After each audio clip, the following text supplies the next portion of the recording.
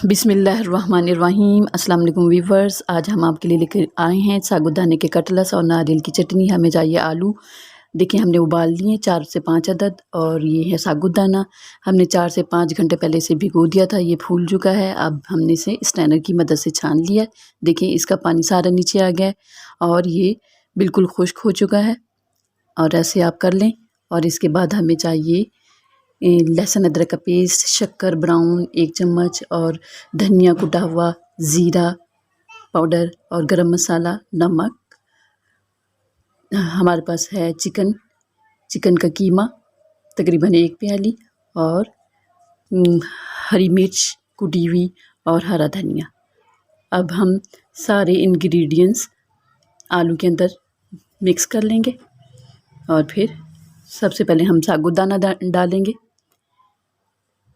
अब आलू के अंदर। ये जो आलू हमने मैश करके रखे हुए थे इसके अंदर हम डाल देंगे।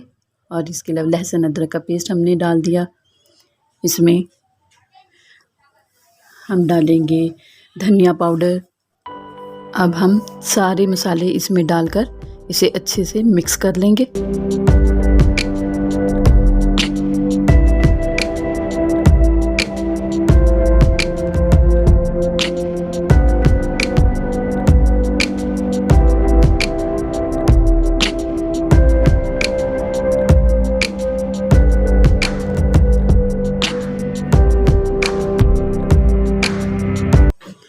अब हम तमाम इंग्रेडिएंट्स को आलू के अंदर अच्छे से मिक्स कर लेंगे। ये देखिए व्यूअर्स, हमने इसे अच्छे से सब चीज़ों को ये मिक्स कर रहे हैं।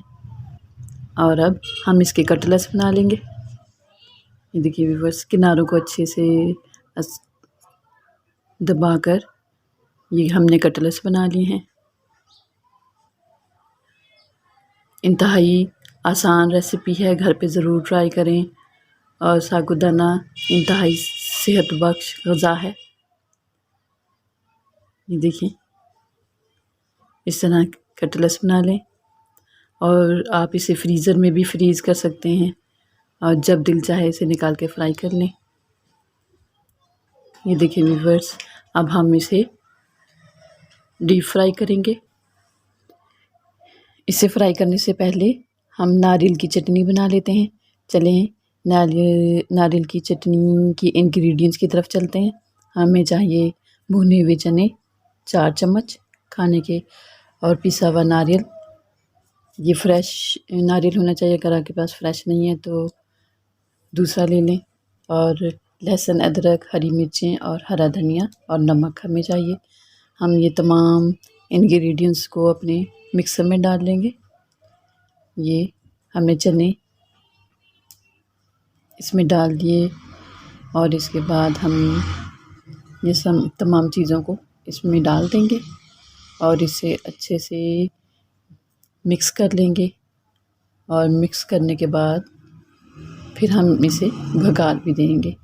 ये चटनी जो है कटलेट्स के साथ बहुत ही मज़ेदार लगती है। इसे जब भी आप ये कटलेट्स बनाएं तो ये नारियल की चटनी ज़रूर इसके साथ बनाएं। ये सब चीज़ें डालने के बाद हम 1 लीमन का रस इसमें डाल देंगे। 4 चम्मच हमें दही के चाहिए, और ये दही इसमें ऐड कर दी हमने।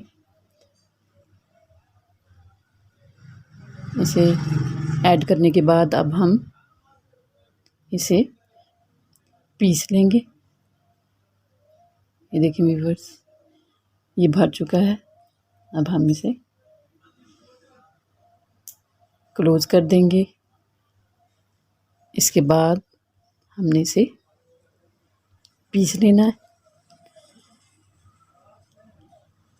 ये देखिए व्यूअर्स, ये हमारी चटनी पिस चुकी है। अब हम इसे भगार देंगे। भगार के लिए हमें चाहिए राई, और हमें चाहिए इसके लिए साबुत लाल मिर्च और कड़ी पत्ते 3-4। ये हमने इसमें डाल दिए हैं। ये हमारे फ्राई हो चुके हैं, और ये हमने चटनी को भगार दे दिया है। इंतहाई लजीज़ और मज़ेदार ये चटनी होती है। इसे घर पे ज़रूर ट्राई करें और कमेंट्स में बताएं कि हमारी ये रेसिपी आपको कैसी लगी। अब हम अपने सागू कटलेट्स को फ्राई कर लेंगे। इसके लिए हमें चाहिए अंडा। इसे हम तोड़ के फेंट लेंगे अच्छे से। आप अंडे के बगैर भी फ्राई कर सकते हैं। जिसे अंडा पसंद नहीं है वो अंडे के बगैर भी इसे फ्राई कर सकता है। ये हमने इसे फेंट लिया है अंडे को अच्छे से। अब हम इसे इसमें अपने कटलेट्स को इसमें डिप करेंगे और फ्राई पैन में डाल देंगे। ये हमारे सागू कटलेट्स जो है फ्राई हो चुके हैं और ये देखें हमने सर्विंग डिश में इसे सेट कर दिया है और इसे इंतहाई लजीज और ख़ूबसूरत, खाने में भी इतने ही डिलीशियस। आप घर पर इसे ज़रूर ट्राई करें और कमेंट्स में बताएं कि आपको हमारी ये रेसिपी कैसी लगी। और अगली वीडियो तक के लिए अल्लाह हाफिज़।